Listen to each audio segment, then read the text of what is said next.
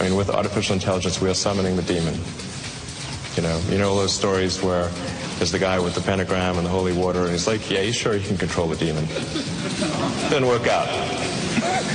Hey, look, I actually also, just to maybe riff on this Grok 3 thing for 1 second, I had 3 takeaways. My first takeaway was I was sneakily surprised on the pre-training upside on having a larger cluster. So I think that that's very pro NVIDIA actually, and it's actually also just really good in general for foundational model makers. So I think like that's like a really positive thing. And the second thing is, I don't know if you watched the live stream, but did you guys hear some of the stuff that these guys had to pull this thing off?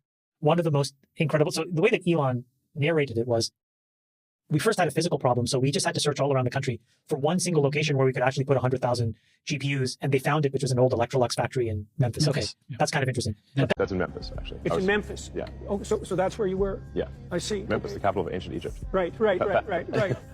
Yeah, you're bringing what? Perhaps that's where our new God will come from. Yeah, no kidding. No kidding. Yeah, I wish that was funny.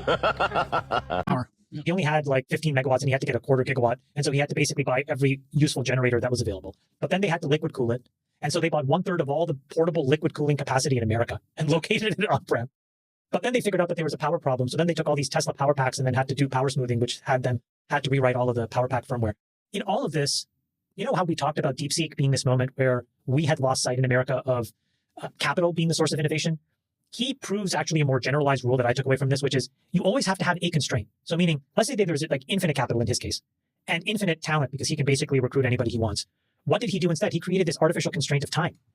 And so he was just able to say, you're going to get this done in a moment. I don't know, except to say that by the time these lawsuits are decided, we'll have digital God. So ask digital God at that point. These lawsuits won't be decided before on a time frame that is relevant. And Nick, I showed the third graph that the guys at Artificial Analysis sent to me. I just want to put it up here because it shows you guys. The quality of Grok 3 relative to the amount of time that they've spent on this problem is, to me, what's staggering. So if you just sort of project the rate of change of this, and this is without judging OpenAI or Anthropic or anything else, those guys have been doing it for years. These guys have been doing it for a year. And they did all of this MacGyver engineering and were able to pull this off. I mean, with artificial intelligence, we are summoning the demon. So that's my second takeaway, is that innovation needs a constraint.